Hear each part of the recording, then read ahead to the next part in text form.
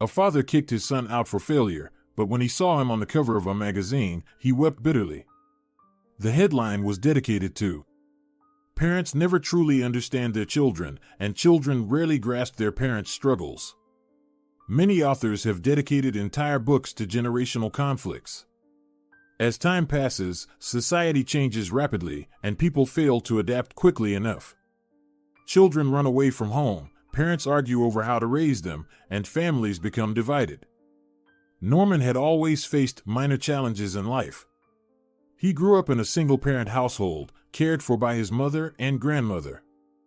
Despite all the love and care he received from the women in his life, he often felt misunderstood. After all, certain boyish problems are difficult for women to understand. His mother couldn't cope with Norman's rebellious streak, skipping classes, and getting into trouble. While she tried to keep him in line, his grandmother spoiled him. They oscillated between strictness and indulgence. But these small challenges made life colorful, and some left behind amusing memories. Norman Russell, his mother's piercing voice echoed through the house as the front door slammed shut. Principal Hall called. "You haven't been to school for a week?" Norman froze in the kitchen, mid-bite of a sandwich. His ears turned red instantly. He slowly turned his head, and his pleading gray eyes locked onto his grandmother. The old woman sat calmly in her favorite chair, knitting a lace doily. She glanced at her grandson and shrugged. Although she loved spoiling him, she took school very seriously. "No way, young man. You're on your own with this one." Norman. That day, his mother gave him quite the lecture. Well, he deserved it. He didn't even try to deny it. Eventually, he became more responsible about school, at least during high school. He did well on his exams. Sure, he didn't get into a prestigious university, but let's be honest, not everyone can land a fully funded spot at a top institution. So, while Norman was disappointed at the time, he still did a great job. In the university where he enrolled, hoping to leave behind his dull high school years, Norman felt life gaining new momentum. He fell seriously in love for the first time. She was unlike any girl he had met before. Bright, confident, with a captivating smile and razor-sharp wit, Betty Wilson immediately caught his eye. Their relationship started with a casual conversation after one of the lectures, but it quickly blossomed into something more. Norman couldn't help but notice his heart race whenever he saw her. Betty was his complete opposite, bold, outgoing, and even a bit brash. Where Norman might have hesitated, Betty took the initiative. She was like a whirlwind that could bring excitement to any mundane situation, and Norman found that thrilling. However, their relationship wasn't easy from the start. His early attempts to court her didn't always go smoothly. Betty could suddenly throw out a sharp comment, leaving him feeling awkward. "Hey, Betty." A young man called out to the girl walking down the hallway. "Your hair looks nice. Did you style it differently today?" Betty stopped, as did her friends around her. She glanced at Norman and scoffed. "Oh, thanks," Betty smirked, her voice getting louder as she added, "Just don't break your neck when you try to check me out again, Russell." Norman chuckled under his breath, though tired of her snarky tone. Her friends giggled behind her, but he had had enough. "And how exactly am I supposed to compliment you?" Norman spread his arms in frustration. "I'm trying to be nice, but all you do is snap back. Can't you just say thanks for once? Do you always have to be so sharp?" Betty's smile faded. She furrowed her brows and clicked her tongue in disapproval. "Well, excuse me, Your Highness," she shot back. "Learn how to talk to women, will you?" Their arguments were always followed by fiery make-ups, and quiet moments would suddenly erupt in laughter, with jokes only they could understand. Yes, Betty could easily get offended by a couple of poorly chosen words, but the good thing was, she cooled down quickly. She also knew when she had gone too far with her own humor. Over time, Norman realized that this wasn't just a passing crush. He needed a woman like her, sharp-tongued, strong-willed, ready to stand her ground and challenge him. She was the spark that lit a fire in his heart, and he couldn't imagine being with anyone who didn't share her passionate nature. As their relationship grew deeper, he came to understand that she was the one he wanted to spend his life with. Life with Betty would never be easy, but that's exactly what he wanted.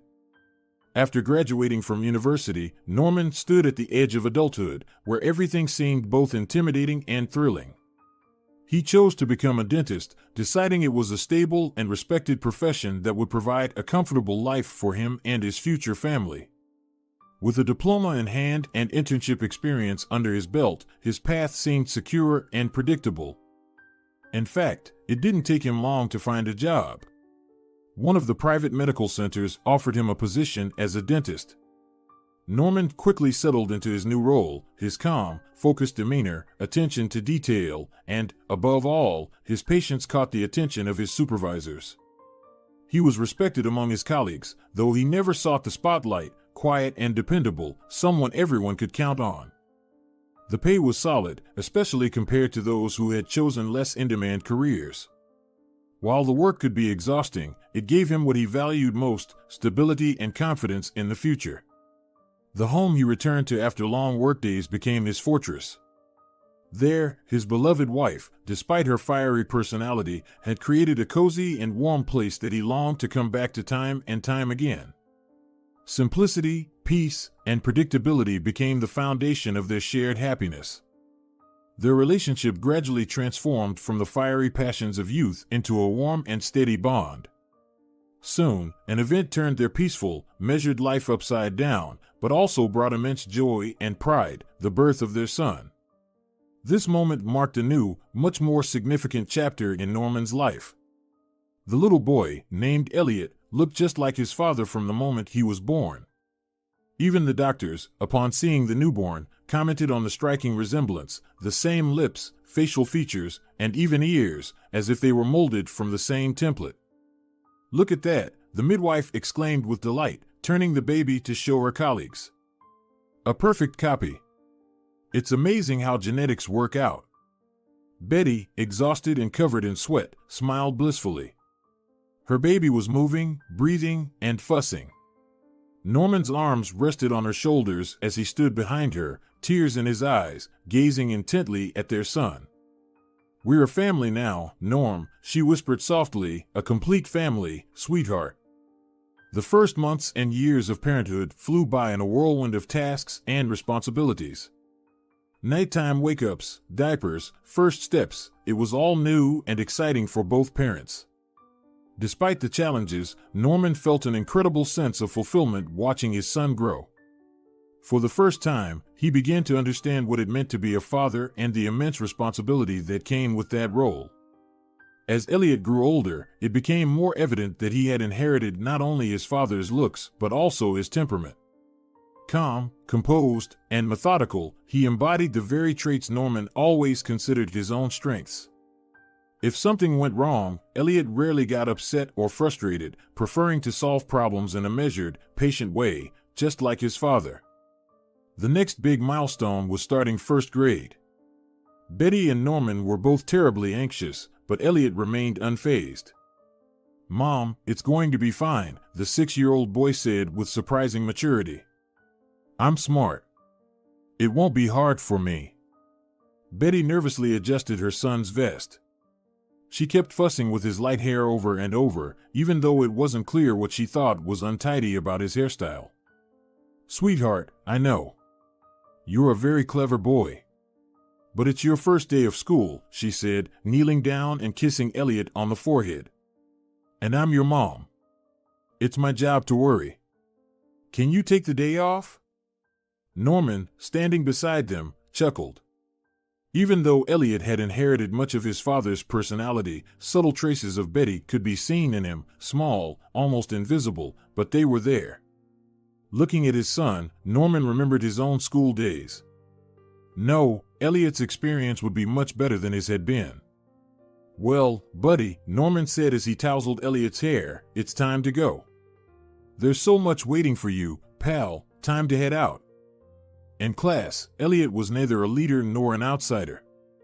He found a few good friends and was well respected for his ability to listen and understand, displaying a maturity beyond his years. Unlike most children, who sometimes lost patience or struggled to focus on one task for long, Elliot showed a rare composure and determination for someone his age.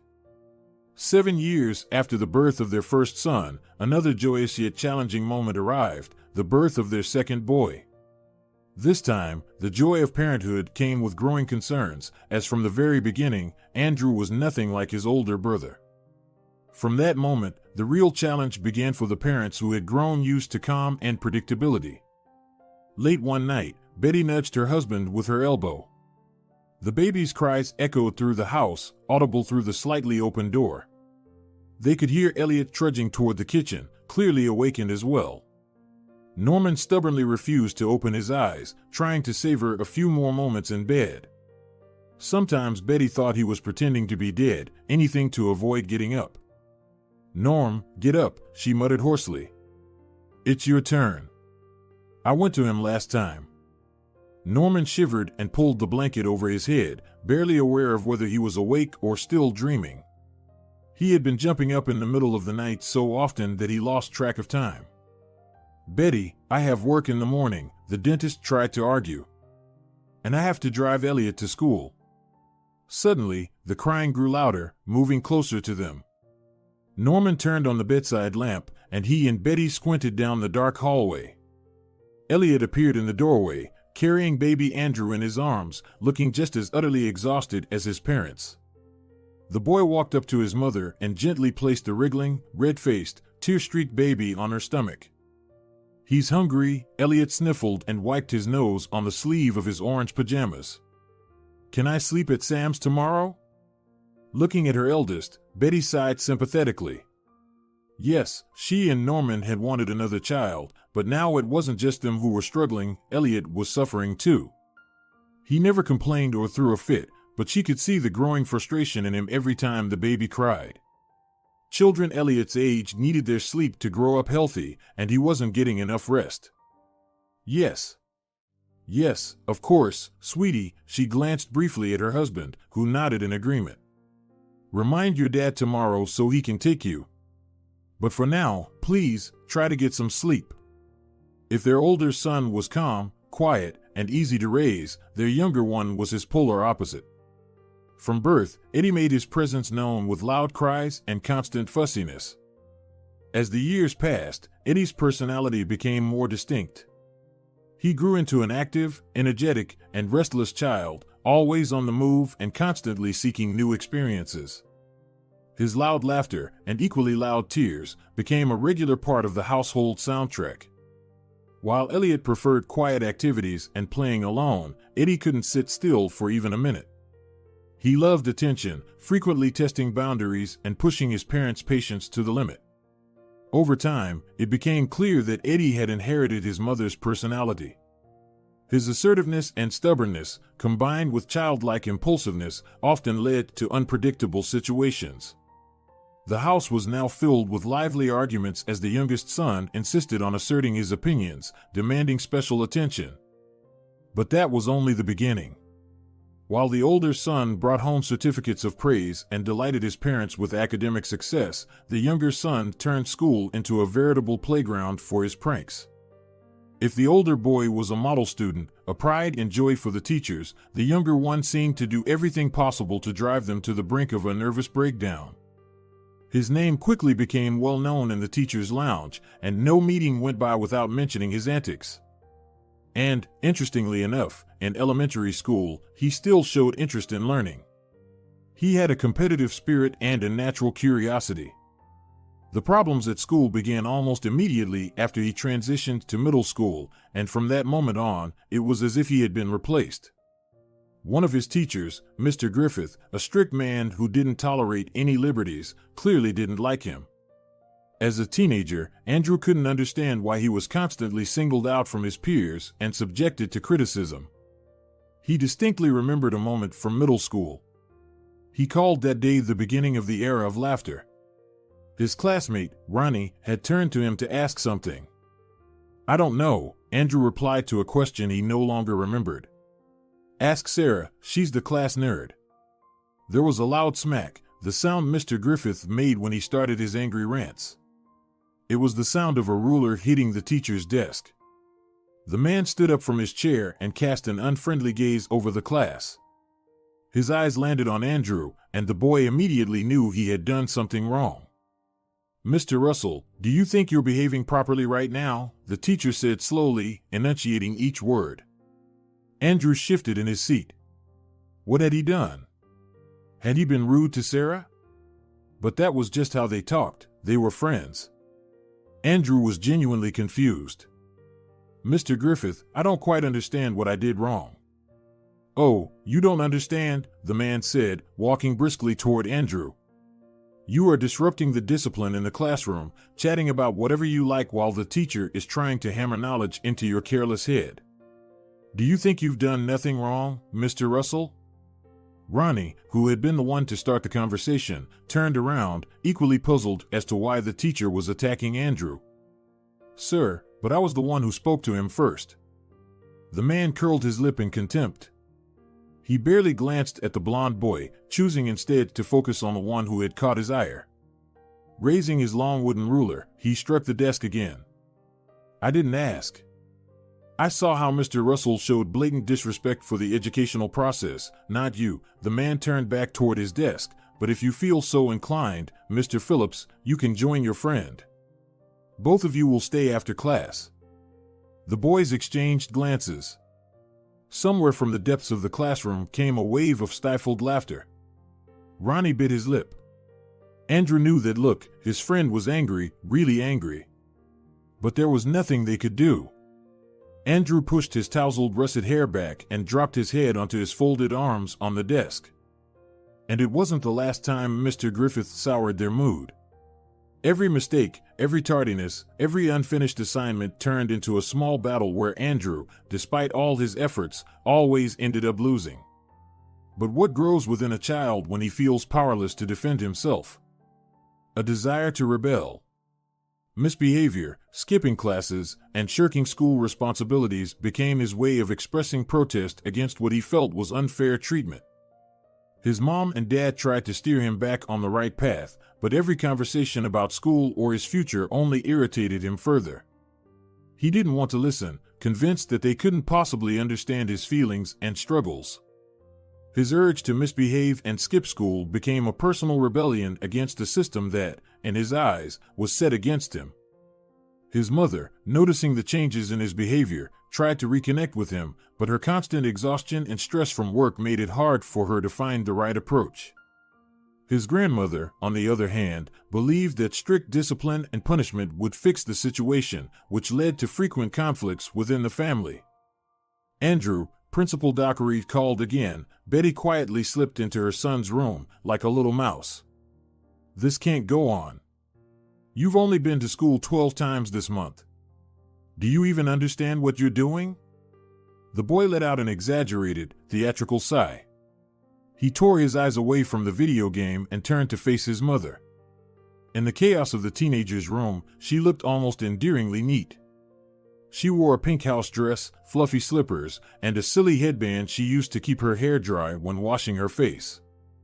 Behind her, the dark green wallpaper framed the unmade bed, a heap of dirty clothes in the corner, random scraps of paper scattered about, and a bright red skateboard leaning against the wall.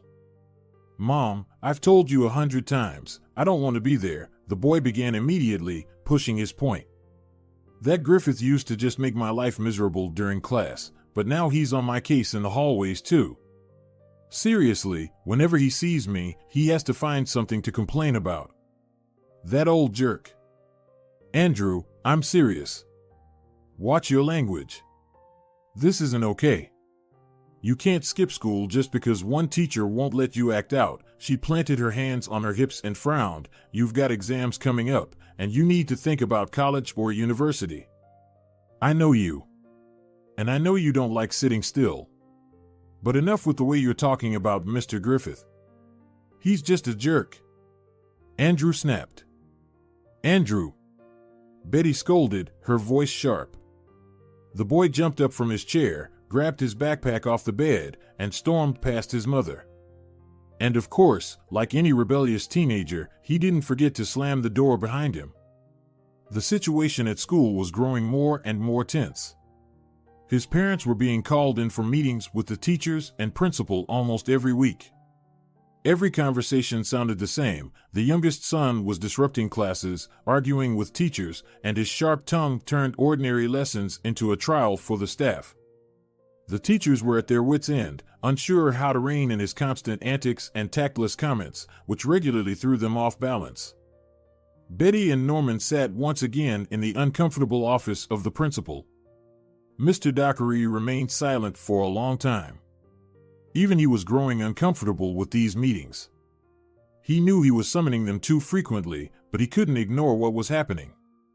"Well, Mr. and Mrs. Russell," the principal began cautiously, pressing his index fingers against his lips, "Andrew." The parents shifted uneasily, feeling that unpleasant churn inside them. Their ears flushed red as if they were the ones back in school, giving their teachers headaches. The man in the office chair sighed heavily. Last week, he sprayed several cans of furniture polish all over the chalkboard in the math room. The board had to be replaced, we couldn't clean it off. And on the same week, he unscrewed the bolts from his classmates' chairs. But that wasn't enough, he also took out the bolts from the door hinges in 3 different classrooms. Principal Dockery pulled some strange device from his desk drawer. I have to give him credit, those childhood construction sets weren't wasted on him. He built some kind of spray mechanism, attached it to Courtney the cheerleader's locker. When she opened it, she got sprayed with water. And in that water, he added blue dye and a bunch of glitter. Courtney's still walking around blue and literally shining with beauty. Norman stifled a laugh. Betty gave him a sharp smack on the knee. She was flushed with anger and embarrassment. "Anything else?" she asked, though she wasn't entirely sure she wanted to hear the answer. The man raised his eyebrows, spreading his hands as he reached back into the drawer. Out came firecrackers, bottles of colored water, scorched office supplies, and finally, a paper bag, its contents already too obvious. Betty groaned in frustration and slid down in her chair. "And that's not even counting his mid-class performances," Dockery said, locking eyes with Norman. "He was even kicked out of the comedy club. He's worn everyone out. It's not professional for me to speak this way about a student, but I simply can't find other words. We all respect you deeply, Mr. Russell. You've often brought smiles to our staff, and your older son, Elliot, a golden boy, really. But Andrew, he's cut from a different cloth. We're seriously considering expulsion." "No, this is going too far." Betty suddenly jumped up from her seat. "The boy just wants attention. He hasn't hurt anyone, and we're paying for the damaged property. If you respect the older Russells so much, then you'll have to accept that Andrew likes to entertain people. Why don't you look at your football player Gregory? What did he do to that boy named Ronnie? Why can Gregory stay and Andrew can't? Because Gregory's dad works at City Hall?" Principal Dockery coughed abruptly. He stood up from his chair and approached the Russells. Norman also stood up and grabbed his wife by the shoulders, trying to calm her down. Dockery gently touched the backs of the couple and slowly guided them towards the office door.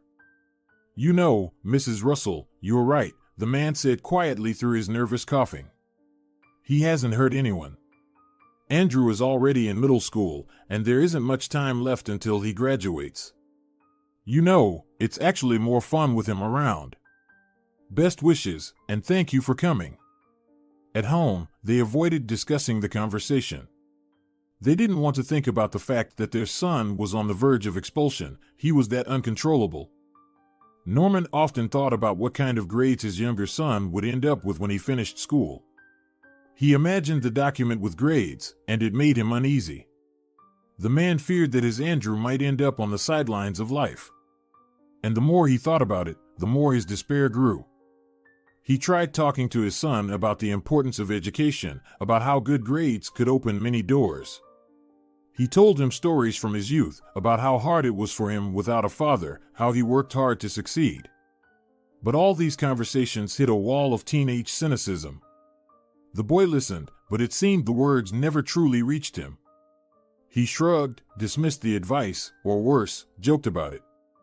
I'll run off with some traveling circus, Dad, Andrew laughed in response. Clowns are always needed. I won't disappear.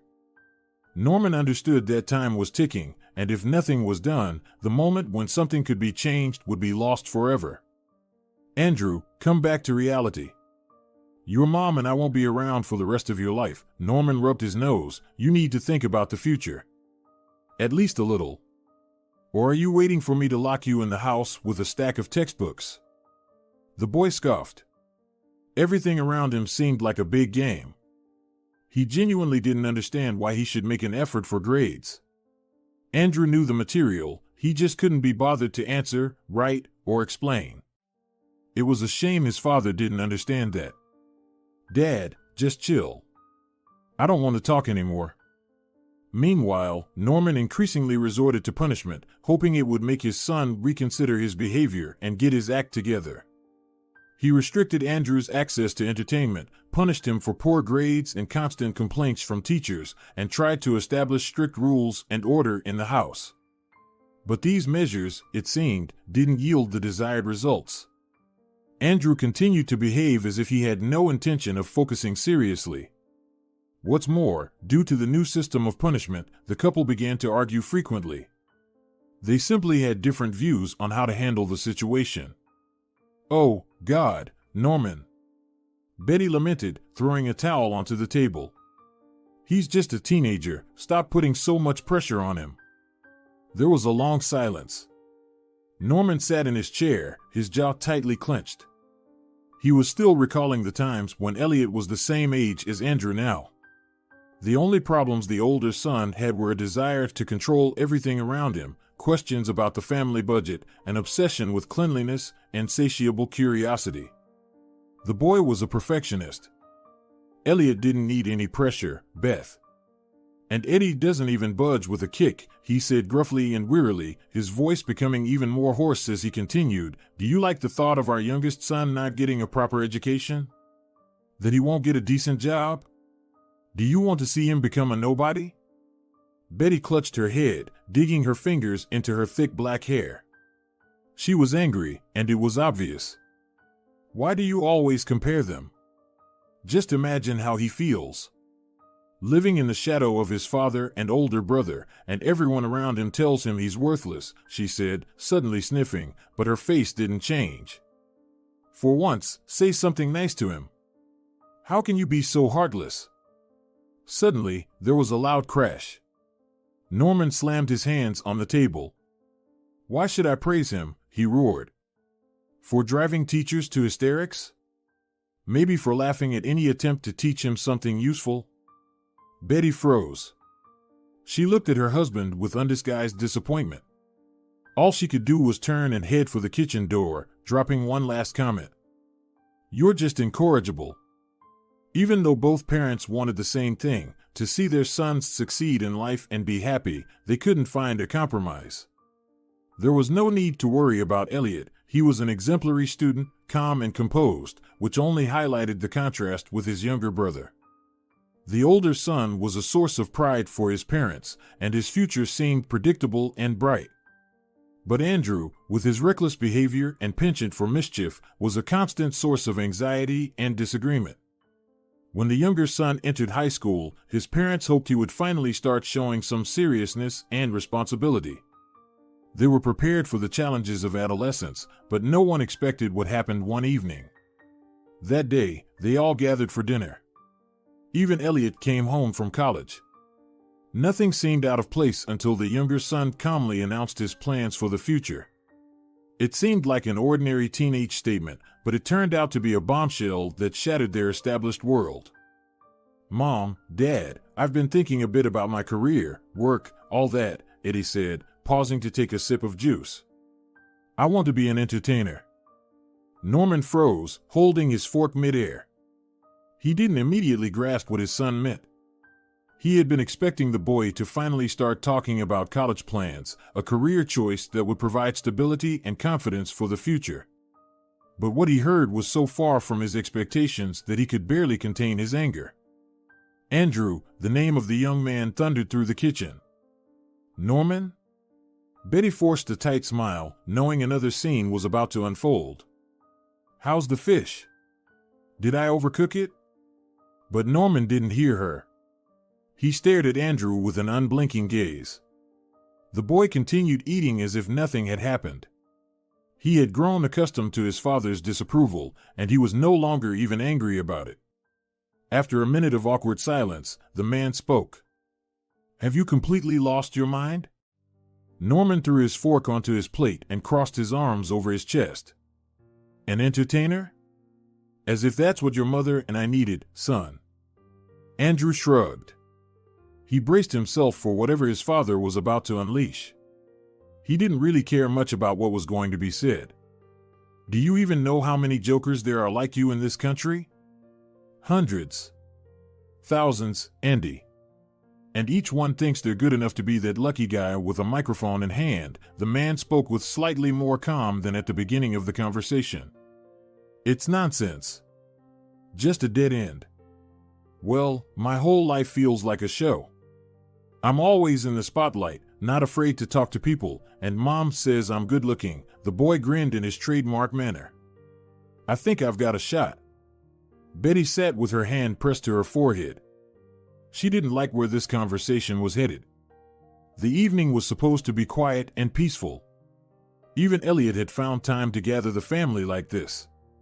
And now her husband was in a rage, and the youngest son refused to keep his mouth shut. She could see Norman's ears turning red. An explosion was imminent. "What the hell is wrong with you?" the man erupted, jumping out of his seat and pacing nervously. "We've given you everything. Do you understand? Everything. We pay for the consequences of your antics. We pay for tutors. Andy, we don't even punish you for your stupid jokes anymore. We just sit and pray that you'll get your act together. How could you be so?" "Norman, enough." Throughout this, Elliot had been watching with mixed feelings. On one hand, he was grown up enough to understand why their parents reacted so strongly to his younger brother's decision. On the other hand, he saw that Andrew simply didn't want to follow in their footsteps, that he needed his own path, however risky it might be. But his voice, even if he had decided to intervene, would have been drowned out by the noise of arguments and accusations. "Enjoy your meal, clown. And you too, loser." Thus began a new chapter in the family's life, full of conflicts and mutual misunderstanding. Every evening turned into yet another argument about the future of the youngest son, and no one knew how it would all end. For Andrew, the home that was once his sanctuary had become a place of stifling atmosphere. Upon returning from school, he was no longer greeted with warm words as before. Instead, he was met with cold silence and downcast eyes. The boy felt that every step he took, every word he spoke, was now under a microscope, as if everyone was waiting for him to make another mistake. Despite the constant quarrels and his father's prohibitions, Andy did not abandon his dream. He continued to attend courses and workshops where he learned the art of performance, honing his skills despite his parents' disapproval. For him, these activities were not just an escape from his problems, but a real breath of fresh air. In these small groups and clubs, he found the understanding and support that was so lacking at home. Here, away from parental control and expectations, he could be himself, an energetic, witty, somewhat cheeky teenager who enjoyed joking and acting silly. Especially important to him were his performances in stand-up shows, which were sometimes held in small local bars. On those stages, even before a small audience, he felt alive and genuine.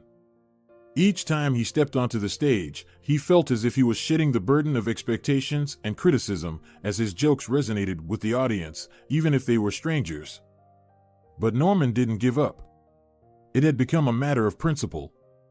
Due to the constant arguments, he and Betty were on the brink of divorce, but this was the least of his concerns. His son would get a proper job. End of story. Whether he wanted it or not, Norman didn't care. He wouldn't allow Andy to end up with nothing after his dream led him to failure. "Do you remember about the exams?" "Oh, not again." Norman opened the door to his son's room wider. In his right hand, he held 3 books. It was clear to everyone that these were textbooks. "Get away from your games," he said, approaching the desk and placing the stack of books on it. "A couple of hours a day won't drain you." The man was so consumed by his desire to provide his son with a decent life that he had even chosen a career path for him, becoming a surveyor. He had pondered what profession to suggest to Andy that would match his abilities while guaranteeing a good income and stability. Geography was one of the few subjects the boy managed to handle. It didn't evoke the same revulsion as many other school subjects, and that alone seemed sufficient for his father's choice. Norman convinced himself that the profession of a surveyor was the perfect compromise. It offered a stable income that could ensure his son a decent life. Additionally, as it seemed to the father, the profession had an element of freedom that could satisfy his son's desire for independence. Working in the field, in different parts of the country, he could use his skills while having free time to do what he enjoyed, without risking his career or tarnishing the family name. However, for the boy, the situation was entirely different. He felt that his father was imposing his unsolicited opinions on him. Surveying, while not repugnant to Andy, still didn't ignite any passion or interest. It was just another pile of information he learned because it was required, not because it fascinated him. With each passing day, the pressure from his father became more palpable. Every conversation about school, every new exam preparation schedule only intensified his despair. Andrew felt cornered, with no way out. He saw his father stubbornly building plans for his future without considering his own dreams and interests. And the boy couldn't influence it. On that crucial day when one of the decisive school exams was to take place, Norman woke up with a heavy heart. He knew today was not just an ordinary day but an opportunity for his son to take a step toward a secure and stable future. Norman planned to take his son to school himself to ensure he arrived on time and didn't forget anything. He understood how important this moment was and hoped that his Andrew would finally grasp the seriousness of the situation. "Andy, are you ready?" "We need to leave," Norman said flatly. "I still have to make it to work, so." The room was empty. The notebooks were in place. Even the boy's backpack was still in its usual spot under the computer chair. "Beth?" "Betty," the man called out toward the hallway. "Where's Andrew?" "He's in his room, dear," the woman responded casually. "No, he's not in his room." "Oh God, Betty, the exam." In a panic, Norman started calling his older son and even the teachers, trying to find out if anyone knew where Andrew might be. No one had any answers. The father felt a surge of fear and anger rising within him. He understood that time was running out, and if they didn't find the boy now, he would miss the exam, which could be crucial for his future education. "Oh God, Andy, what are you doing?" Norman lamented, nervously wandering around the house with his phone in hand. Time dragged unbearably slowly. The hours passed, the exam had already started, and hope that his son would still show up and take it faded with each minute. Norman, who usually tried to keep his composure, was now completely off balance. He felt his world crumbling, losing control over the situation and his child. It was only later in the evening, when the search had begun to seem futile, that his son finally appeared. He came home calmly, as if nothing unusual had happened. Seeing him, his father couldn't contain either his anger or disappointment. He immediately lashed out at the boy with shouts and questions, demanding explanations. The man was so worked up that he could barely find the words to express the full range of emotions he was feeling. "The exam?" Andrew genuinely looked surprised. "Oh, the exam. I just forgot it was today." An ominous silence hung in the living room. Even Betty was not on the boy's side this time. Her eyes widened, and in her outrage, she started moving her mouth like a fish out of water. "Andy, how could you do this?" "Well, I was invited to host an event at a restaurant. The same one where you and Dad celebrated your anniversary." The boy smiled and adjusted his bangs. "I thought it would be beneficial for me, so I spent a lot of time preparing for that evening. I guess I just forgot about the exam." The situation escalated to the breaking point. The father felt this was more than just teenage rebellion, it was a fundamental disagreement that could destroy their relationship. He couldn't understand how his son could choose an event he considered trivial over an education that should have been the cornerstone of his life. Just perfect, son. Absolutely perfect, Norman hissed through gritted teeth. He couldn't accept that the boy had taken his education so lightly, neglected the exam, and jeopardized everything Norman considered important. In his eyes, the son had just wiped out his future for an insignificant activity that wouldn't bring him money or respect in society. The man was determined to put his son back on the right path. You're going straight to your room. No going out, no phone, no computer. Nowhere, Andy, nowhere. Norman's eyes were fixed on Andrew, and his gaze was filled with anger. You'll study. And you'll leave the house only for extra classes. You have no more freedom of movement or choice. You'll pass this exam, and you'll get into college. Andrew frowned in confusion. To him, the situation didn't seem that serious. So what if he missed an exam? He leaned against the doorframe and shrugged his shoulders. Why suddenly? I was invited to perform in the neighboring town. I'm doing great, the boy said with a touch of hurt, and now you want to lock me up. Did I kill someone or rob a bank? You're killing your future right now. Norman stood up from the couch, quickly approached his son, and grabbed him by the collar, and I won't let you do that. Surprisingly, the son agreed to his father's terms. He didn't argue or conflict, but accepted the decision as a given.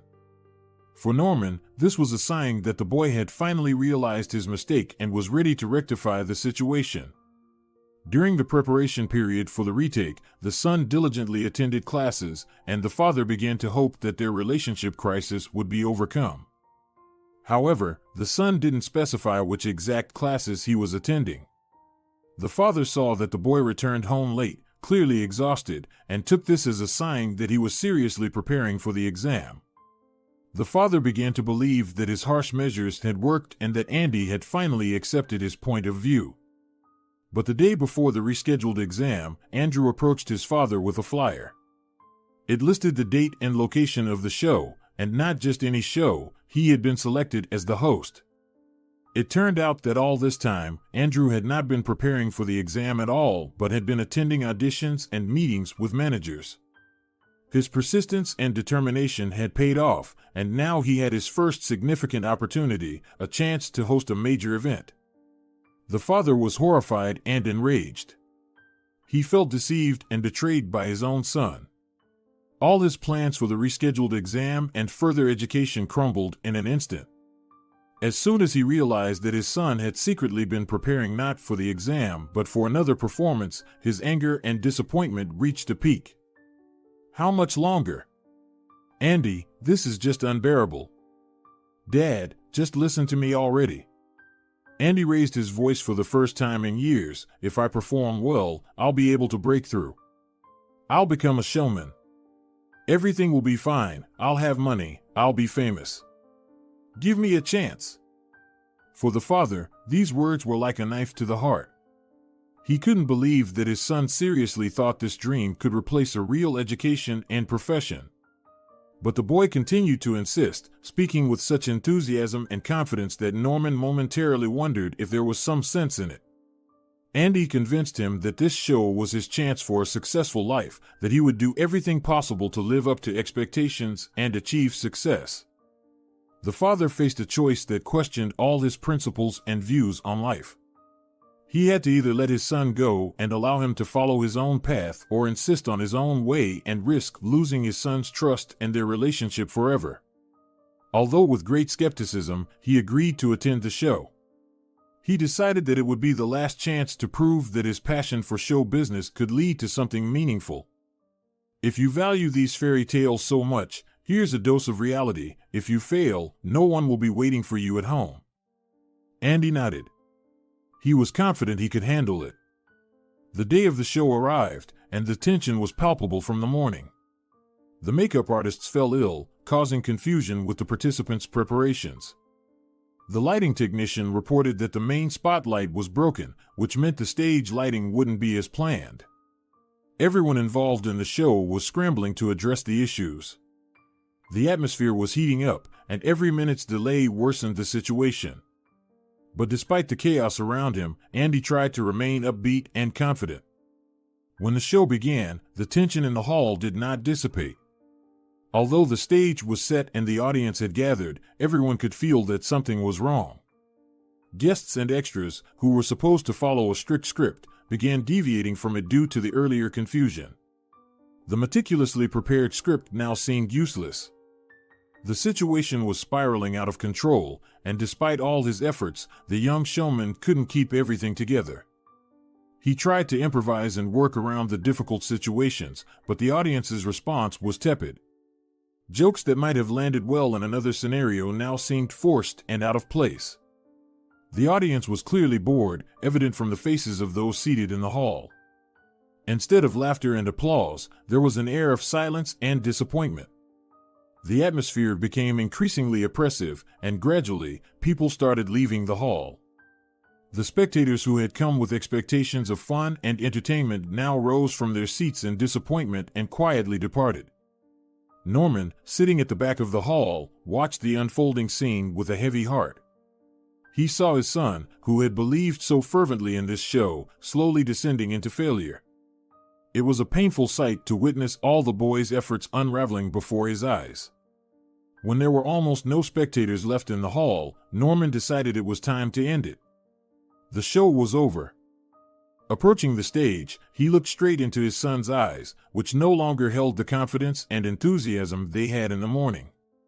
The father could not contain the bitterness and disappointment that had accumulated over the months. He approached his son and, casting a brief glance at the emptying hall, said in a cold tone, "I hope it was worth your future."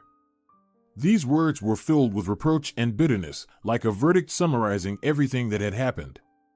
"Dad, But he turned and left, melting into the crowd leaving the hall. Andrew, standing on the stage, felt the world around him collapse. He had imagined this evening as his triumph, his first step toward success. But instead, he faced a failure that was hard to bear. At that moment, he realized he had disappointed not only his audience, but also his father, who had expected so much from him. After his father bitterly left the hall, leaving his son alone with his failure, Andrew remained on stage, feeling the growing despair and emptiness inside him. His dreams, which had seemed so close to realization, were now crumbling before his eyes. He watched as the audience continued to leave, heard the muted footsteps of departing people, and understood that this evening, which should have been his first big success, had turned into a disaster. When the stage was empty, the casting managers approached him, the very people who had once given him a chance. They looked tense and focused, clearly aware of how uncomfortable the forthcoming conversation would be. One of them, apparently the leader, handed him an envelope with payment for the performance, but at that moment, money seemed insignificant to him. "What's next?" The casting managers, seemingly anticipating his thoughts, began to explain the situation. Their words were careful but cold, as if they were trying to conclude the conversation as quickly as possible without delving into unnecessary details. "You have to understand that in show business, things don't always go as planned," one of them began. "Today was a tough day, and not everything went as we would have liked. We see that you tried, but..." They exchanged glances, and an awkward silence hung in the air. "But there was a fairly important person in the audience today," continued another manager, his voice tinged with tension. The young man immediately understood that this was about a powerful critic or producer, someone whose opinion could make or break careers in the industry. This was the kind of person whose approval or disapproval could determine the future of anyone trying to make it on stage. "We couldn't afford the risk," added the first manager, lowering his gaze. "When things go wrong, it's always easier and safer to blame the newcomer. It's not very smart to admit that the problem might be with us." These words sounded like a sentence. The young man felt his heart contract. He understood that they were essentially saying, "We're blaming you for the show's failure." Although it wasn't stated outright, that was the essence of it. The managers apologized, but their apologies felt formal, lacking genuine sympathy. "Nothing personal," said one of them, placing his hefty hand on Andy's shoulder. "It's just business. You understand, we needed to explain why things went wrong." It's easiest to do that by blaming a newcomer, especially when the reputation of the entire team is at stake. The young man stood silently, clutching the envelope with money, which now seemed like a symbol of his failure. His heart was filled with bitterness. He realized he had been used as a convenient scapegoat to cover up the team's mistakes and shortcomings. All his confidence, all the hopes he had invested in the show, had now turned to dust. "You knew what you were getting into," added the manager, as if trying to teach him a lesson, but this lesson was bitter and painful. "Next time, if there is one, you'll be smarter and more cautious. In this business, you need to be not only talented but also shrewd. Today, you learned that." With these words, the managers turned and left, leaving him alone on the empty stage where his first real defeat had just occurred. The young man stood in the empty hall, feeling his dreams and ambitions starting to crumble. It seemed to him that the world he had so wanted to conquer had suddenly shut its doors, not even giving him a chance for a real test. He had been let down by the team he had considered his allies. His father, disillusioned by the failure, had effectively renounced him, leaving him with bitter words that echoed in his mind. "I hope it was worth your future."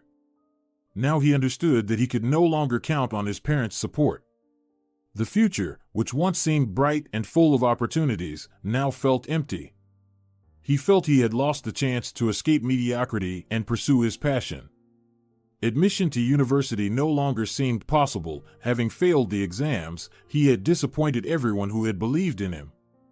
Ahead lay a gray life with jobs devoid of joy and meaning. He imagined himself as a cashier or a gas station attendant, and this thought gnawed at him. He knew his situation was temporary. Andy lived with his high school friend, Ronnie. While staying there, he did small chores around the house, feeling like a free maid. Although it didn't humiliate him, pride told him that he couldn't rely on others' kindness for long and needed to manage on his own. In an effort to start over and climb out of the rut he was in, the young man got a job at a local supermarket. Working as a store clerk wasn't the job he had dreamed of, but it was something. He knew he needed to begin somewhere to regain control over his life. Every day he went to work, trying not to think about how far he had drifted from his dreams. The job was monotonous and exhausting. Sorting products, stocking shelves, helping customers, all of it seemed so far removed from the grand plans he had once harbored. The only thing that kept him going was his promise to himself and his friend that he would move out as soon as he received his first paycheck.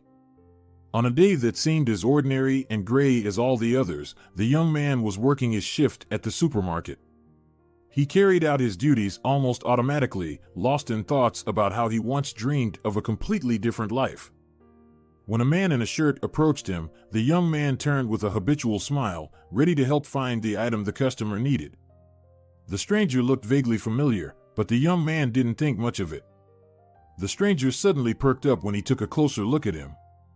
At first, the young man couldn't understand what was happening, but then the man, with a smile on his face, said, "I saw your show." These words caught the young man off guard. The show that had failed in front of his father and the entire audience seemed to him like a distant, almost forgotten nightmare that he wished he could erase from his memory. His heart tightened, and he instinctively hunched his shoulders, bracing for mockery or criticism. The man, seemingly oblivious to the young man's discomfort, continued speaking. "Oh, that show was a real flop. Such dreary guests, and the extras were wooden," the stranger chuckled. "And people paid to see that. But then something unexpected happened." The man suddenly fell silent, then took a step closer and placed his hand on the young man's shoulder. It was an unexpected but sincere gesture that conveyed support and understanding. "But you know, many of my acquaintances noted that you fought for the show until the very end," he said. "You literally radiated energy, trying to save what already seemed hopeless." The young man, who until that moment had been unable to lift his eyes from the ground out of shame and disappointment, suddenly felt something change inside him. He slowly raised his gaze to the stranger, his eyes shining with a mix of surprise and hope. These words, so unexpected and filled with support, rekindled a spark within him that he thought he had lost forever. For the first time in a long while, he felt that his efforts had not been in vain, that someone had noticed and appreciated his hard work. The young man opened his mouth to thank the stranger, but the words caught in his throat. He didn't know how to express his gratitude for this unexpected ray of light in his seemingly hopeless situation. However, the stranger didn't give him time to think. He simply pulled a business card from his pocket and handed it to the young man. "Brian Morris. Here's my number," he said with a smile. "Call me when you're ready. I want to give you another chance. This time, with a better prepared team. Th. Thank you, sir." You can't imagine how much it means to hear those words. Andrew stood, stunned, holding the business card as if it were a ticket to a new life. He could hardly believe his luck. The very important person who had been behind his sabotage at the ill-fated show turned out not just to be a spectator, but a renowned comedian who had started his own talk show. And now this person was offering him a second chance, a chance to try again, but this time with a team of professionals who could support and guide him. In the days that followed, after returning home from his shift at the supermarket, Andrew would immediately head to his small mirror in his room. Now, his heart burned not just with hope, but with a flame fueled by the realization that fate had given him a second chance. He went to rehearsals several times a week. He knew that this opportunity might be his last, and he wasn't going to let it slip away. When the filming day arrived, Andrew could barely contain the surge of excitement that swept over him. The first minutes of the shoot felt like an eternity. He stood on stage, surrounded by cameras and bright lights, unable to find his footing amid the anxiety. His hands were sweating uncontrollably, and his mouth was dry. Everything he had practiced so carefully seemed to evaporate from his mind, leaving only a void and the fear of failure. But then something happened that changed everything. During the conversation, the guest, known for her sharp judgments and biting wit, made a blunder. She said something so evidently foolish that it could easily be used against her. "You know," the woman said confidently, lifting her chin, "success is the result of willpower. If people just complained less and worked more, everyone would live like me." Andrew in the corner tensed. Her voice sounded so self-assured that his hands clenched into fists under the table. But then she made the very mistake he was waiting for.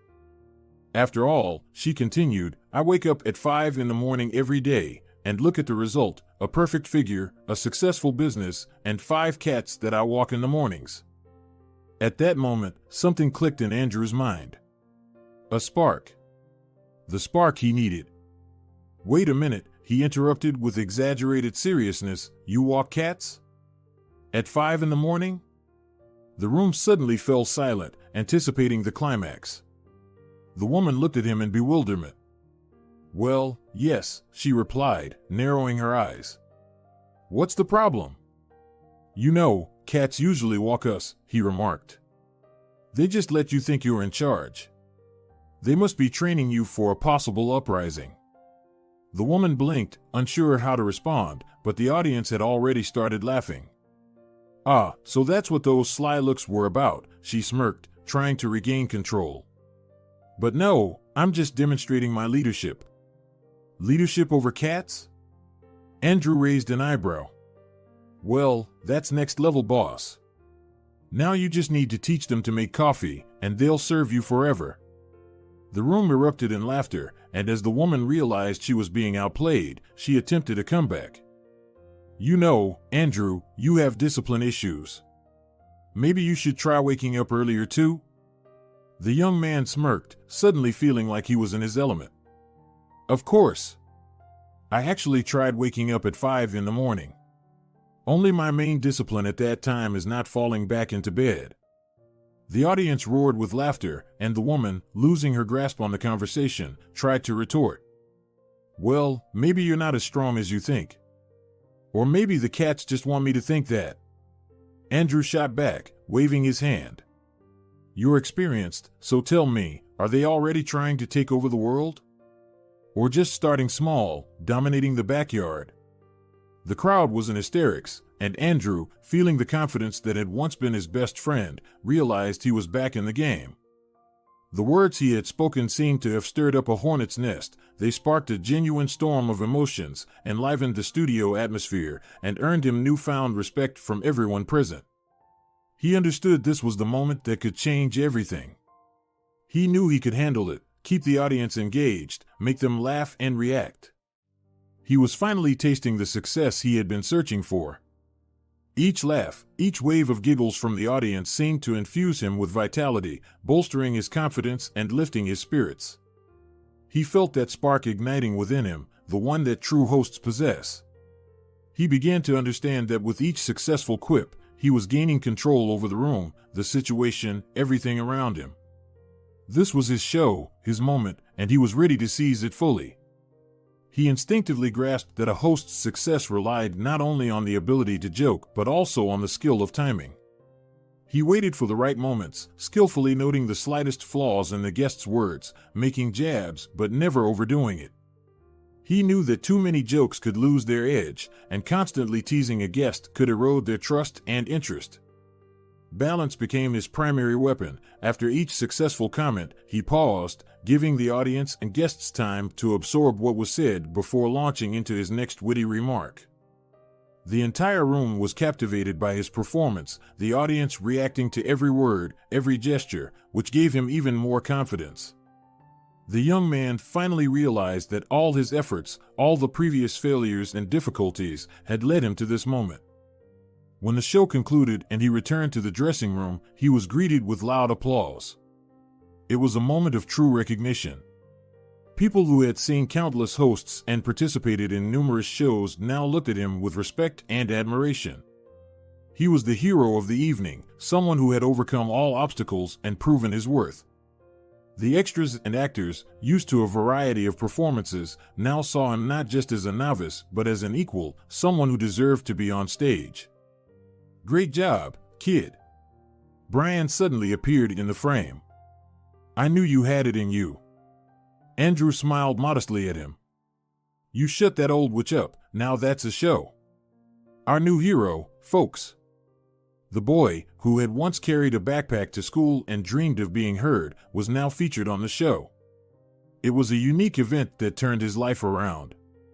He had become the youngest host in the history of the show and the channel, a title that opened doors that had seemed permanently closed. His success wasn't a fluke, it was the result of hard work, self-belief, and the chance fate had given him. 10 years later, Norman's life had settled into a more peaceful and measured rhythm. The time that had once felt so turbulent and full of worry now flowed smoothly, bringing with it new joys and opportunities for reflection. On this sunny day, he was strolling through the park, enjoying a quiet moment of happiness. His hand firmly held his granddaughter's tiny hand, who joyfully walked beside him, constantly jumping over imaginary puddles and pebbles. The girl, with her bright mind and lively curiosity about the world, looked around with wide, amazed eyes. Every tree, every flower, every bird thrilled her, and her grandfather listened with pleasure to her endless questions. He no longer rushed as he once did, no longer chased time. Now, he savored every moment spent with his granddaughter, feeling that life had taken on new meaning through their simple, yet important walks. His elder son, once the pride and hope of the family, had fully met his father's expectations. Not only did he continue the family business, but he also achieved significant success, becoming the city's top dentist, just like his father once had. The man watched proudly as his son confidently navigated life, combining professionalism with care for his family. He knew he had left the business in capable hands. The man still worked, but no longer with the same intensity as before. Now, he took significantly fewer shifts at the clinic, preferring to spend more time with family and personal interests. He enjoyed the rare but pleasant workdays when he could share his experience with younger colleagues, but he primarily focused on family and his new roles as a grandfather and mentor. The family, once thought solid, always carried one lingering pain, the memory of the younger son, who was rarely mentioned. The parents had done everything to ensure the best future for him, believing that their chosen path was the right one. They spent money on tutors and activities, hoping for success. But their son, avoiding the imposed path, preferred entertainment to study. This led to constant conflicts and widened the gap between him and the family. The father, who had tried so hard to control the situation, eventually lost his patience. He was convinced that strictness and severity were the only ways to get his son back on the right path. But now, with the perspective of years and accumulated experience, he began to realize that he had been too harsh and uncompromising. In his heart, a bitter feeling of regret had taken root, the realization that Andrew was still his son. Attempts to reach his son had been fruitless. Every call ended with voicemail, and every message went unanswered.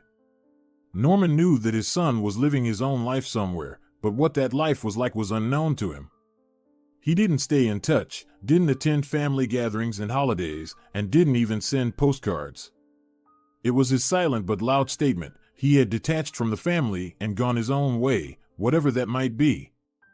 "Grandpa, let's go." "All right, sweetie, all right," Norman laughed. "Spare my old bones, I can't run like that anymore." Norman and Emily continued their leisurely walk in the park, enjoying the warm day. The little girl, curiously looking at everything around, suddenly tugged at her grandfather's hand as her attention was drawn to a bright newspaper stand nearby. She excitedly pointed at the display, where colorful children's magazines and a few comic books were showcased. One of them especially caught her interest. The cover was adorned with vibrant characters, and the girl immediately asked her grandfather to buy it for her. "Grandpa, can I have this magazine?"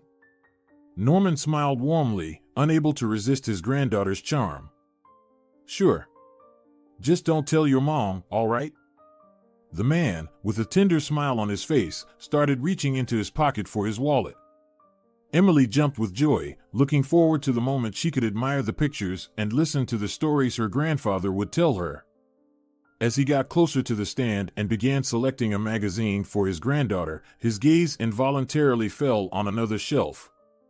There lay a magazine featuring an interview with a showman. This was an ordinary situation for many, but not for Norman. Being far removed from the world of entertainment and show business, he rarely paid attention to such publications. Television shows, interviews, and everything related to the entertainment industry had never interested him. But this time, something in the magazine made him stop. His gaze lingered on the face of the person on the cover. It was the face of a young man, confident and cheerful, with that spark in his eyes that Norman had once known so well. Something about this face seemed painfully familiar, but he couldn't immediately place what it was. A thought flashed through his mind that it might just be a coincidence, given how many years had passed since he last saw his younger son.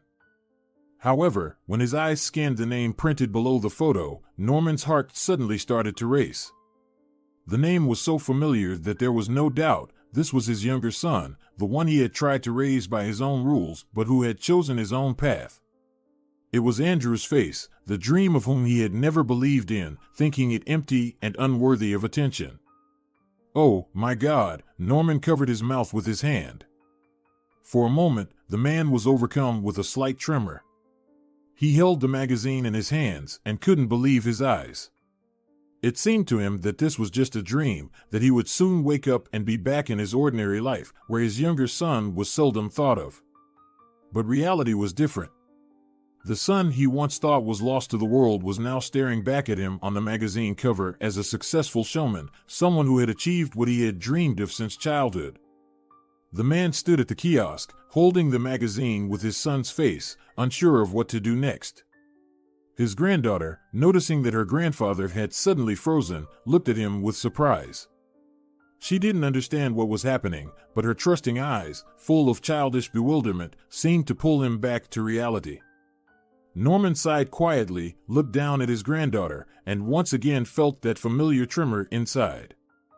He carefully picked up the magazine from the display as if it were a fragile, easily breakable object, and brought it closer to examine it. The headline, written in large letters, immediately caught his eye. "From family outcast to national favorite, why it's important to forgive your parents." These words seemed to pierce his heart. He felt the same tremor he had experienced when he first realized that the successful young man on the cover was his son. But the headline struck him even deeper.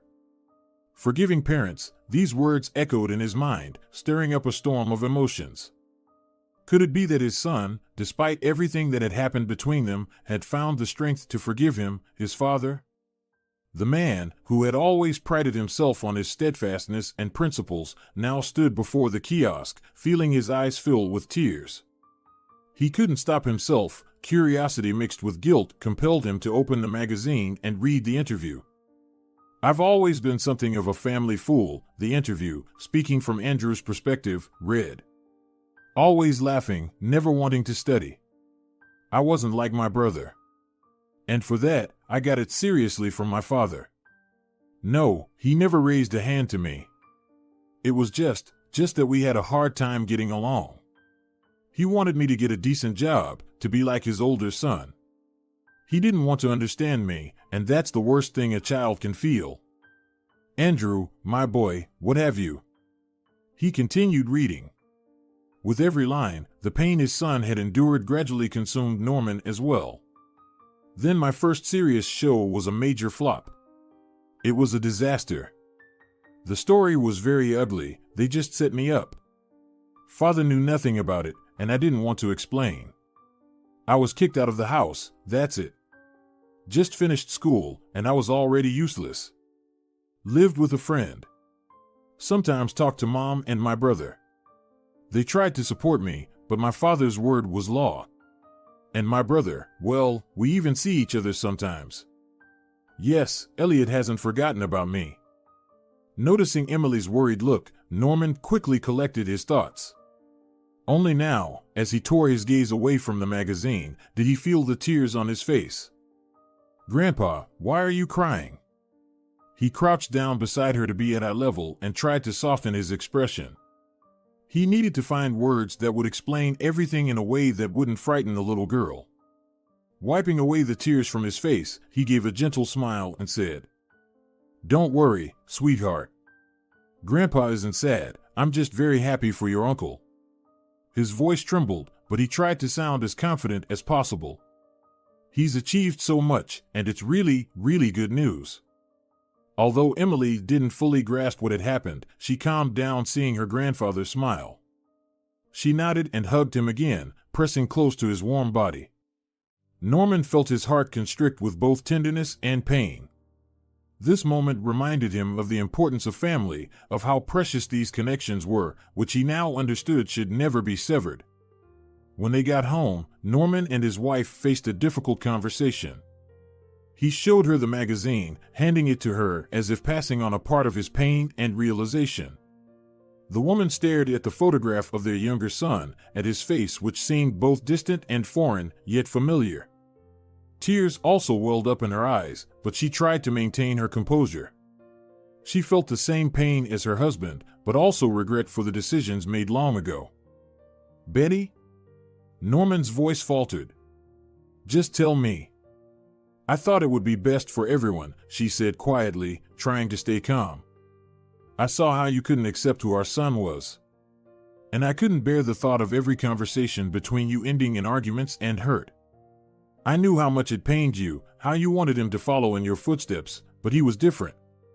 And I thought, if you couldn't accept him for who he was, then the best solution was to just limit your contact. More precisely, to cut it off entirely." Her voice trembled, but she continued, knowing that after everything, hiding the truth was pointless. "The boys were never very close, but I tried to make sure they saw each other at least occasionally. Of course, not in your presence and, especially, not in our granddaughter's presence. Children her age are very talkative, and I was afraid she might accidentally say something you weren't ready to hear. I didn't want to have that lie between us, but I thought it would be better. For everyone." Norman listened to her in silence, feeling his heart tighten with bitterness. He understood that her actions were driven by love and concern for the family, but it did not ease the pain of realizing that they had lived in different worlds all these years. They had lost so much time, so many opportunities to be together, to support each other, but instead, they found themselves on opposite sides of barricades built from misunderstanding and fear. "Am I a monster?" Norman whispered, unable to hide his sorrow. He was so alone, Betty. He was so scared. As he struggled to sit down on the sofa, Betty joined him. She had been watching her husband wrestle with his emotions, seeing him struggle with the weight of what had been revealed.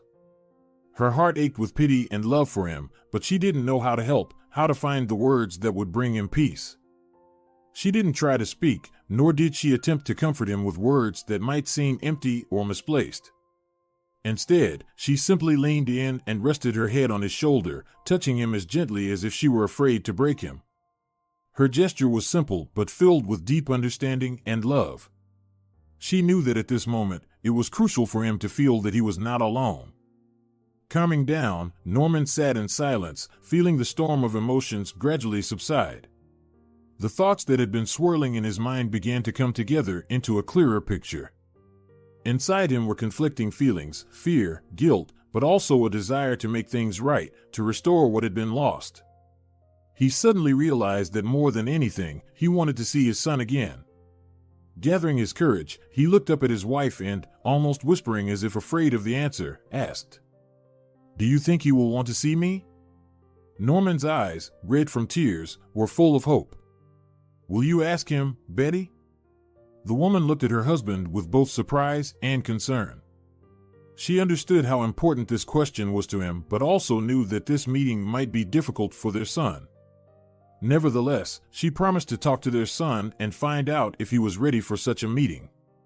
Deep down, she hoped that the passage of time had softened old grievances and that their son would be willing to take this step. And so, the day arrived.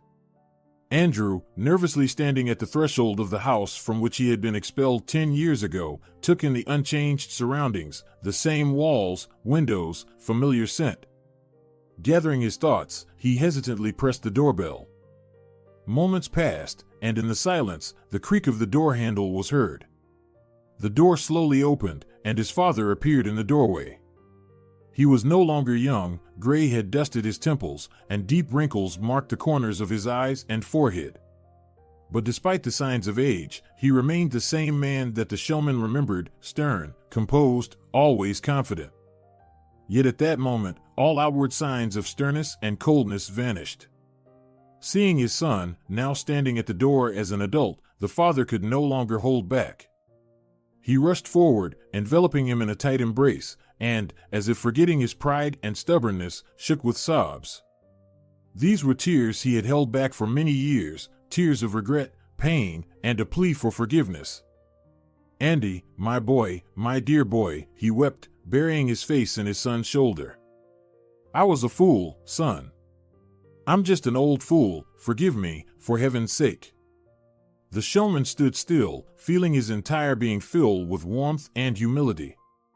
In that moment, he realized that all the successes and achievements he had been so proud of paled in comparison to this simple, yet profoundly significant moment. He was home again. The home he had lost was now becoming his once more, and this reunion with his father was what allowed him to feel truly whole. Dear viewers, if you enjoyed the story, please support the video by liking it and leaving a comment. Thank you very much.